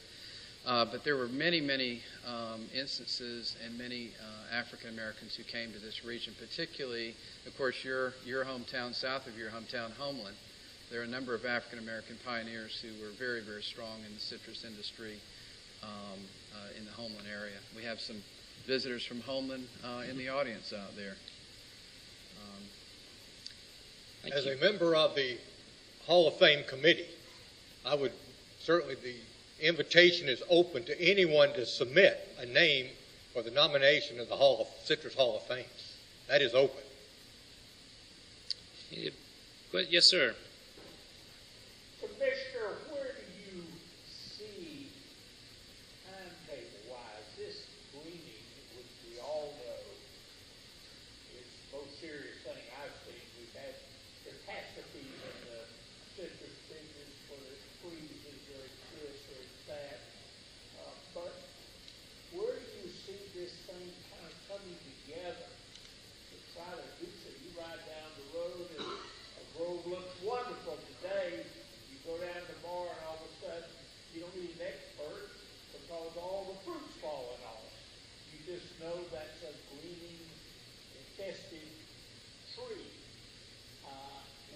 some very bright people. We've got caretaking. Gentleman says it's just gotten bigger and bigger and bigger.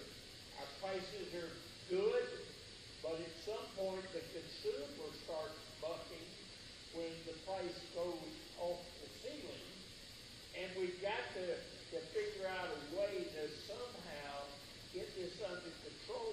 But if we don't make some progress in greening, we aren't going to have to worry about it. So it's just going, at least the groves I see, the groves we have, isolated groves, tend to somewhat be maybe insulated from the problem, but one of the most beautiful groves in the county. We have a grove near it, and all of a sudden you can look there and see it, and I bet a third of it has already been cut out, and it's just a 10-year-old Valencian grove that's just magnificent. You know, these things, we've got to get them handled. Somebody, you know, that I know of has come up with the answer. We've tried all things, and certainly I'm not a scientist, but somehow, some way, we got to do whatever we can. I know you've been instrumental, the legislature, Representative Albrecht has been very, very involved. We've had a number of people, but somehow we've got to focus on this thing. Not that we aren't focusing, and there's some bright gentlemen up here that are as concerned about it as I am.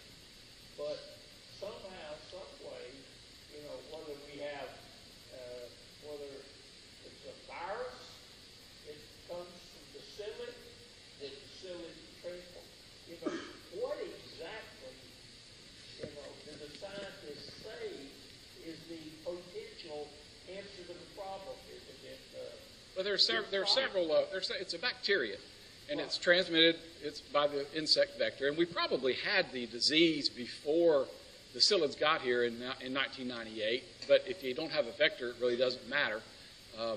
You get introductions from other locations in the world. I mean, they found live greening in curry leaves shipped from Asia, you know, into California, for example, in a FedEx box. So people will plant that in their backyard, and without the vector, it doesn't really matter.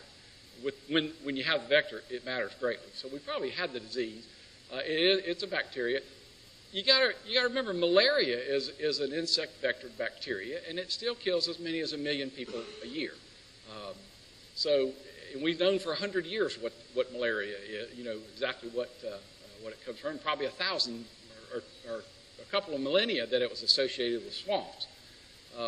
So it's a very difficult issue. And again, we're doing. I think we're doing all that we possibly can. We got the National Academies of Science to kind of outline a broad proposal. I mean, we're not focused on any one thing. We're focused on everything really that you can. But Bill Gates has done a lot with malaria by simply handing out a mosquito net, to people in third world nations. And so he saved a lot of lives. So sometimes it can be a simple answer. But right now, it's, we're looking at molecular, biology in the plant. We might be able to make a psyllid that doesn't get infected with the bacteria. So if we can do that, you can negate the problem. We can't culture the bacteria yet, which makes it tough. It's you can't. It's hard to work on it. If you're a vet, you can't work on the Mustangs running wild on the prairie very well. You got to put them in the corral. So we haven't got the bacteria in the corral yet. So that makes it very tough. You can have enough bacteria in a citrus tree to kill it, and you almost can't even find it. The quantities are so small. But how the tree reacts, right now the tree is essentially overreacting to the bacteria, and it's plugging up the phloem cells. So if you can, some of our bright scientists can figure out how to convince the tree that, hey, don't worry about it, just ignore it and you'll be okay, that could happen. So we have to have a breakthrough. I mean, we've lost about half of our industry, and you don't want to get to the point where you start losing your processing infrastructure because it's very expensive to get that back. So I don't know what that critical mass is, that threshold when you start losing the remaining processing or not, but that's what we're trying to protect. And it's a tough issue, and growers right now aren't replanting at a rate that's sustainable. It keeps the industry sustainable. If we can reduce some of those risks, if we can, like Philip was talking about, if some of the root stocks now that seem to be a little more tolerant, some different sign varieties that seem to be a little more tolerant, we can put that together with potentially high density open hydroponic type production systems, and maybe get trees into production faster, so that instead of having 10 years to break even, which is an extreme amount of risk involved, if the tree doesn't make it to 10 years, you're done. You've spent your money. You don't have the money. You don't have the tree. If we can narrow that down to 5 years, that certainly reduces the risk, and at today's prices, hopefully that can help growers be willing to take that risk and plant back. But right now, it's really hard. It's tough, and there's no guarantee that we're going to find the solution, but we're looking at it. I don't think Judge Stokes said there's going to be a silver bullet just appear. It's going to be a bunch of little things come together for the solution. And Peter, correct me if I'm wrong, but wouldn't you say there's probably been more money spent on greening in the last decade than probably the last century? When we started, there was none being spent. Right. I mean, the disease was worldwide, but Brazil and Florida didn't have it. And until Brazil and Florida had it, there really wasn't the interest in greening because the biggest producers in the world are Brazil and Florida. That was a risk that we growers were kind of asleep at the wheel at. Our research institutions were kind of asleep at the wheel at. So we all hindsight's 20/20.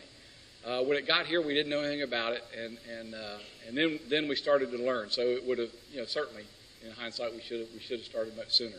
But there are a lot of technological tools now and research that are available. We have the genome, which we wouldn't have been able to do, many years back. There's targets, there's things that they're doing now, and but it's tough. And when we only were spending, the industry was only spending about $1.5 million a year on that type of research prior to greening, and now we're probably $15 million a year. So and we really just shut down all the rest of the research and said we're going to focus on greening because that's going to wipe us out if we don't. And we did convince the DOC, of course, that we didn't have to convince them; that they already knew the problem. To shift some of the money from advertising over to research, and so that was a good partnership. So again, the way I see it, we still have a big risk, and we might not find the solution, but I think we've got a great program, and we're doing all we can to do that. And we just need a breakthrough. And what this gentleman didn't say, I was hoping he'd keep on talking, Peter, till you said it. But nobody in the room wants more to hook something behind the tractor. Famous quote from an individual I've heard say numerous times, as Peter said, we're looking for what we can hook behind the tractor and solve the problem. But just developing the research and the answer doesn't end it. We've got to still get whatever we develop as a new technology, a new science, a new chemical, a new silver bullet, whatever it has to be acceptable by many different entities. One is the consumer. One is the people who protect the consumer, the Environmental Protection Agency, the Food and Drug Administration. All these people get involved, and that becomes another part of this process. Almost like it takes a village to raise the child. It's quite a bit involved, and the main thing that I see happening is all the research is being happening. It's aggressive. The Citrus Conference, HOB Conference we mentioned, all the scientists are working at this. In the meantime, the foundation and other people in the industry are working at trying to get this, be able to implement it in a more timely fashion. That's important. All right, we're on final approach here this evening, and we began the evening by talking about bemoaning the fact that Florida, because of its mobility and the churning of its population, really lacks an identity, and we fail to appreciate our history as a state, even though It all began here in that first interaction between the old world and the new. And so if we handed out at the state line, along with free orange juice, a book that you insisted on every newcomer reading, what would it be? This is a literate crowd. Mike Gannon's Short History of Florida. Mike Gannon's A Short History of Florida. Get out your notes. James Clements, A Land Remembered. There you go. A lot of amens on that one. Any other book that we all need to add to our summer reading list? Oranges by John McPhee. Oranges. Anything else? All right. I'm sorry, what?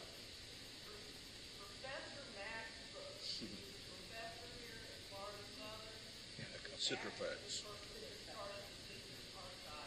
Professor Mack's books, Oranges, A Land Remembered, and A Short History of Florida. I would add Killing Mr. Watson to that. I would too. All right, we're going to give the panelists an opportunity to offer some closing remarks if they choose. Bob, we're going to start with you and work our way around, and then we're going to turn the program back over to John Jackson.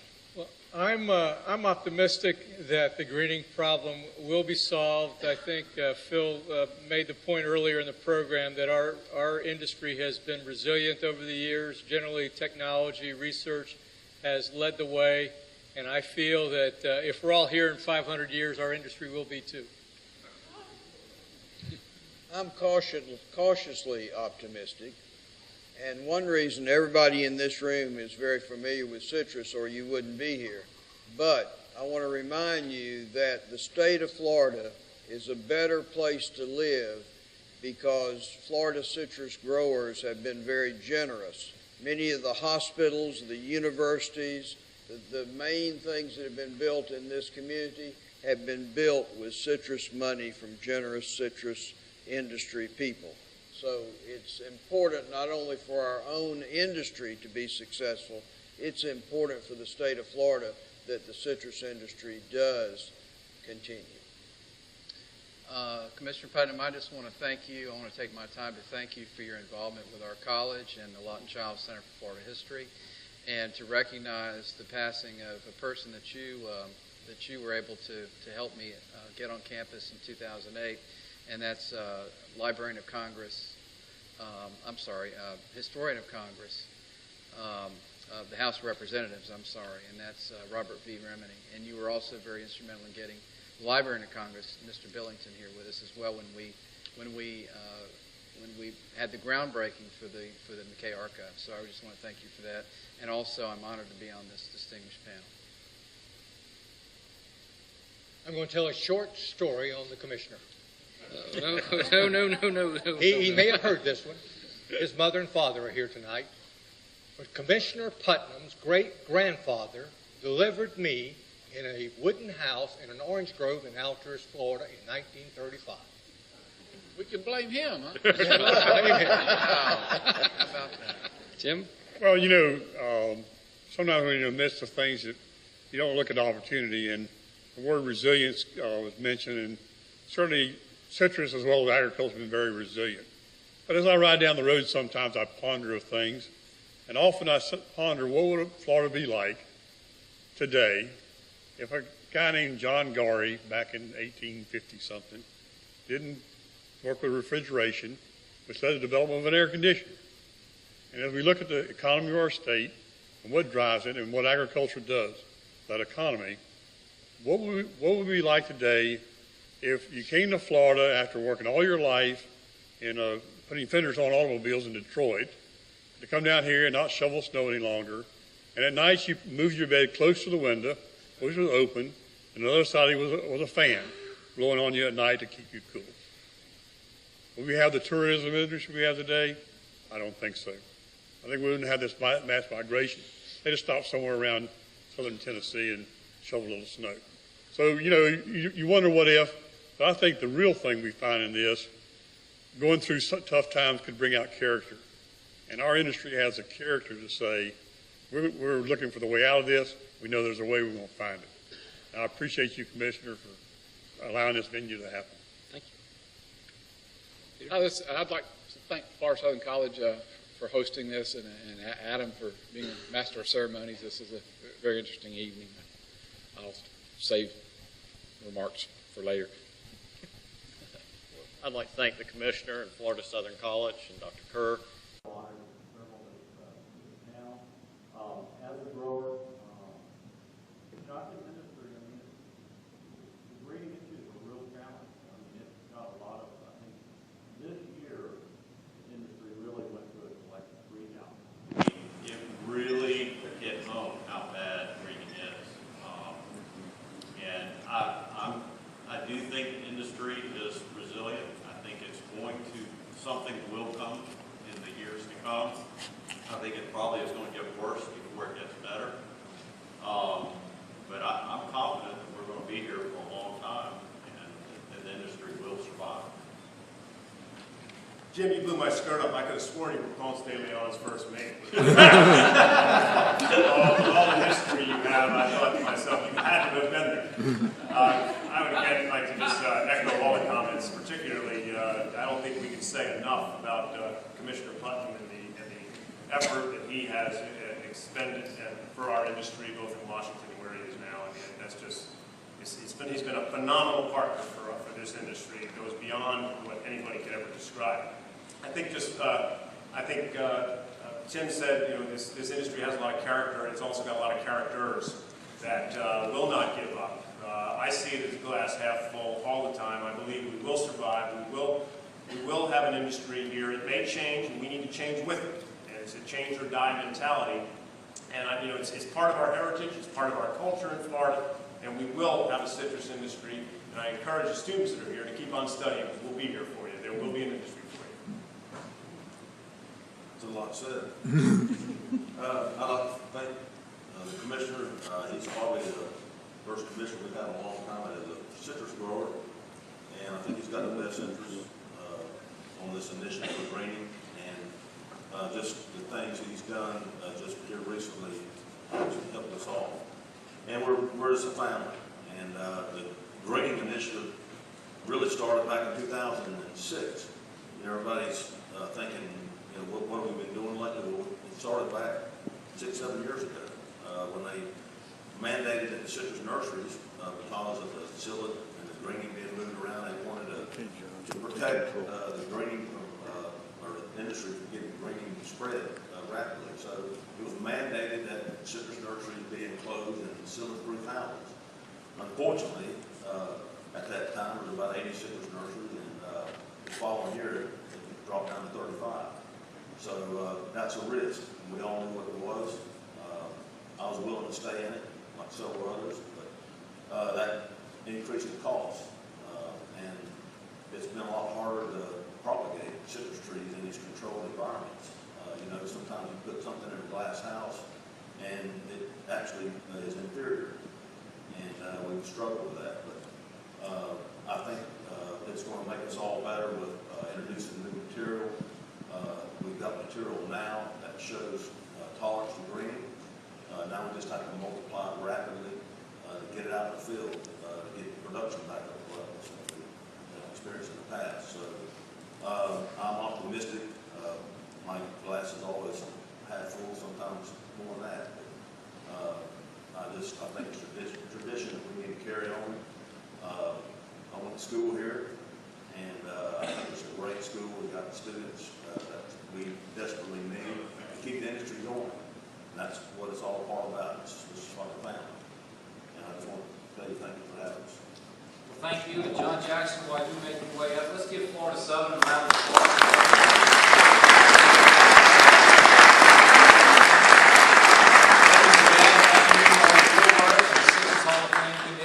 And I want to thank our team at the Department of Agriculture for the great work that they do, and the Florida Humanities Council for their work in promoting Florida history through the Viva Florida 500 program. So thank you all very much.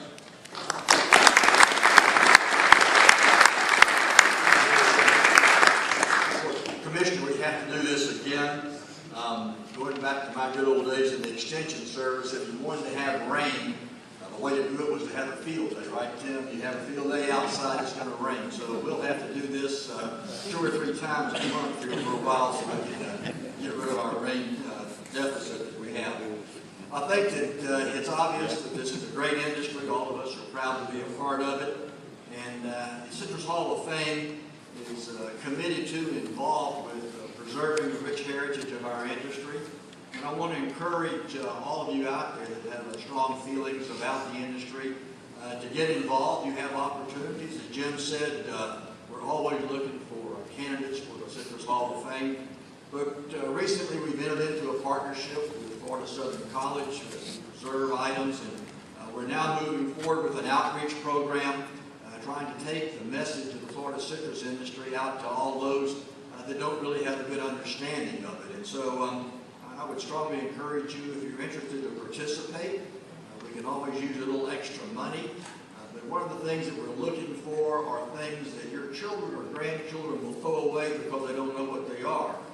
And I went on a barn visit yesterday and found a few things, and so we're looking for archival material that we can preserve for the next generation. So I leave you with that. If you got something, you need somebody to come look in your barn, or you want to help us out, we sure would appreciate it. With that, I will wish you well, a good safe trip home, and thank the Commissioner and the Department of Agriculture along with Florida Southern College for putting on this fantastic event.